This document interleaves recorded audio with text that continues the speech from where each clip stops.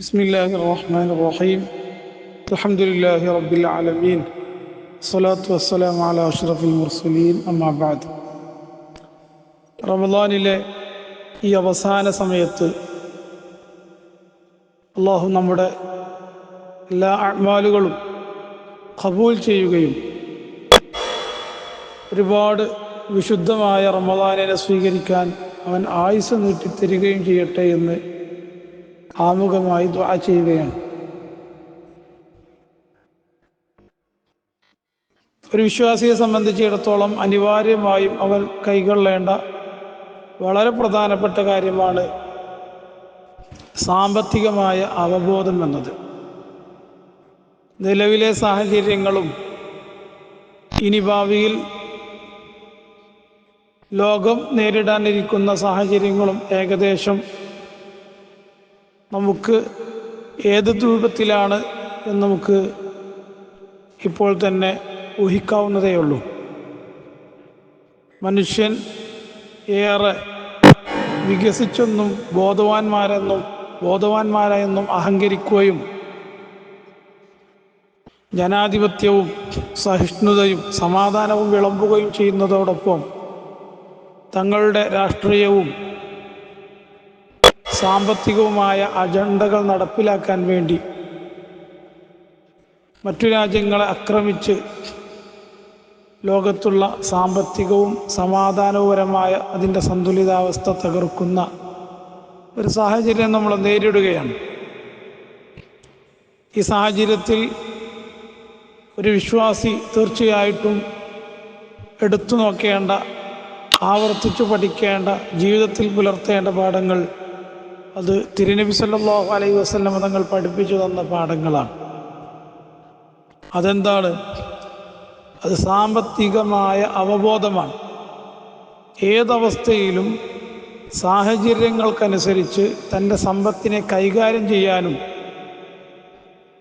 മുന്നോട്ടു പോകാനുമുള്ള ഒരു ബോധം ഓരോ വിശ്വാസിക്കും ഉണ്ടായിരിക്കണമെന്നാണ് നബി സല്ലല്ലാഹു അലൈഹി വസല്ലം തങ്ങൾ നമ്മളെ പഠിപ്പിക്കുന്നത്.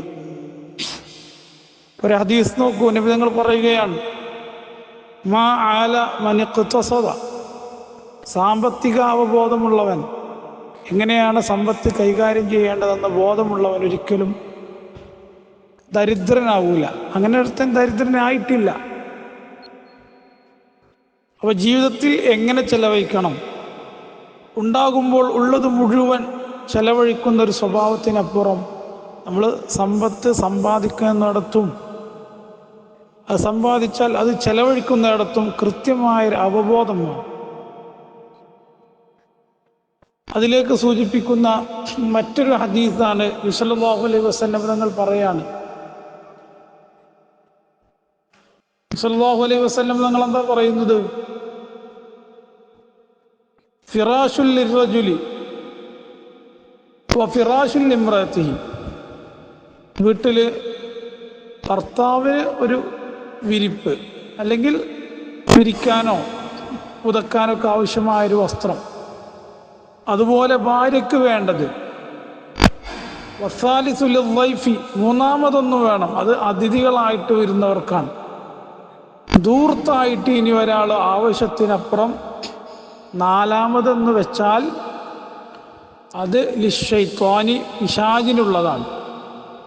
അപ്പോൾ ആവശ്യമില്ലാത്ത ഒന്നും ഉണ്ടാകാൻ പാടില്ല. അത് വീട് വെക്കുന്നിടത്താണെങ്കിലും വാഹനം മേടിക്കുന്നിടത്താണെങ്കിലും ഭക്ഷണം മേടിക്കുന്നിടത്താണെങ്കിലും ഒക്കെ അനാവശ്യമായിട്ട് കൊണ്ടുതള്ളാനോ കേടുവന്ന് നശിക്കാനോ അല്ലെങ്കിൽ പൊടി മാറിക്കിടക്കാനോ ഉള്ള ഒന്നും ഉണ്ടാകാൻ പാടില്ല. ആളുകളെ കാണിക്കുക, ഒന്നോ രണ്ടോ ആളുകളുള്ള ഒരു വീട്ടിന് ആവശ്യത്തിനപ്പുറം വലിയ വീട് വെക്കുന്നതിൽ എന്ത് നന്മയാണുള്ളത്? മറ്റുള്ളവരെ കാണിക്കുക എന്നതിനപ്പുറം ആളുകളിൽ താമസിക്കാനും മക്കൾ ഒരുപാടുണ്ടെങ്കിലും അതിനനുസരിച്ച് വീട് വെക്കേണ്ടി വരും. ഒരിക്കലും കുടുസായ ഇടുങ്ങിയ ഒരു വീട് വെക്കണമെന്നത് ഇസ്ലാമിൻ്റെ ഒരു പ്രഖ്യാപനമേ അല്ല. മറിച്ച് വിശാലമായ വീട് വേണം, വായുസഞ്ചാരമുള്ള, സൗകര്യമുള്ള, ആവശ്യത്തിനനുസരിച്ച് വിശാലതയും വിസ്തൃതിയുമുള്ള ഒരു വീട് വേണം. പക്ഷേ അതൊരിക്കലും ആളെ കാണിക്കാനുള്ളതാവാൻ പാടില്ല, മുതൽ നശിപ്പിക്കാനുള്ളതാവാൻ പാടില്ല. അതുപോലെ വസ്ത്രങ്ങളാണെങ്കിൽ ആഴ്ചയിൽ നമ്മുടെ വീടിനരികിലൂടെ ഇങ്ങനെ വസ്ത്രവ്യാപാരികൾ വരുമ്പോൾ ആവശ്യത്തിലപ്പുറം നിൽക്കുന്നതിനപ്പുറം മേടിക്കാൻ പാടില്ല. എല്ലാ കല്യാണങ്ങൾക്കും വസ്ത്രം മേടിക്കുന്നപ്പോൾ ഷോപ്പിംഗ് എന്ന് പറയുന്നത് തന്നെ ഒരു കൾച്ചറായി മാറിയ കാലത്ത് സല്ലല്ലാഹു അലൈഹി വസല്ലം തങ്ങളുടെ ഈ പാഠം തീർച്ചയായിട്ടും ഏത് മേഖലയിലും നമ്മൾ പിന്തുടരൽ അനിവാര്യമാണ്. എന്നാൽ മാത്രമേ ഒരാൾക്ക് അവൻ്റെ ബജറ്റ് മുന്നോട്ട് കൊണ്ടുപോകാൻ പറ്റുള്ളൂ. സല്ലല്ലാഹു അലൈഹി വസല്ലം തങ്ങൾ പറയാണ്, നുബുവത്തിന് 14 ഭാഗങ്ങളുണ്ട്. ആ 14 ഭാഗങ്ങളിൽ ഒന്നാണ് അൽ ഇഖ്തിസാദ്, സാമ്പത്തിക ആസൂത്രണം, സാമ്പത്തിക ബോധം. എങ്ങനെയാണ് സമ്പത്ത് കൈകാര്യം ചെയ്യേണ്ടതെന്നത് നുബുവത്തിൻ്റെ 14 ഭാഗങ്ങളിൽ ഒന്നാണ്. അപ്പോൾ വളരെ നുബുവത്തുള്ള ഒരാൾക്കുണ്ടാകുന്ന പല സ്വഭാവങ്ങളുണ്ട്. അതിൽപ്പെട്ടൊരു സ്വഭാവമാണ് അവധാനത, കാര്യങ്ങൾ ആലോചിച്ച് ചിന്തിച്ച് ചെയ്യുക. അതൊക്കെ വളരെ പ്രധാനപ്പെട്ടതാണല്ലോ. എന്നതുപോലെ നുബുവത്തിൻ്റെ വളരെ പ്രധാനപ്പെട്ട നുബുവത്തുള്ള ഒരാൾക്കുണ്ടാകുന്ന ഒരു സ്വഭാവമാണ് ഇഖ്തിസാദി എന്നത്.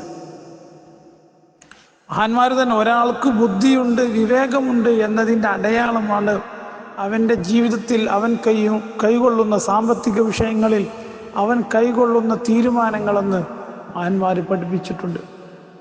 അതുകൊണ്ട് നമുക്ക് ലഭ്യമാകുന്ന സമ്പത്തിനെ നമ്മൾ ഒരിക്കലും നമ്മുടെ ചെലവും ഒരുപോലെ ആകാൻ പാടില്ല. നമുക്ക് വരുന്ന വരുമാനങ്ങളിൽ ഒരു ഭാഗം നമ്മൾ കരുതി വെച്ച് നമ്മൾ മാത്രമേ ചെലവഴിക്കാൻ പാടുള്ളൂ.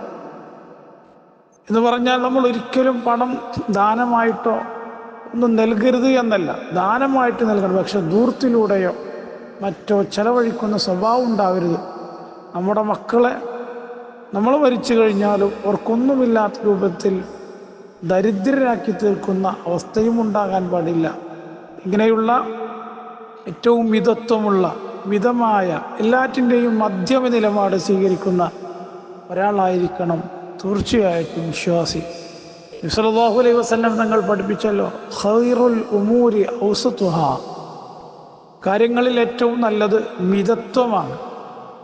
ഏത് വിഷയങ്ങളിലും മിതമല്ല, മധ്യമ രീതിയാണ്.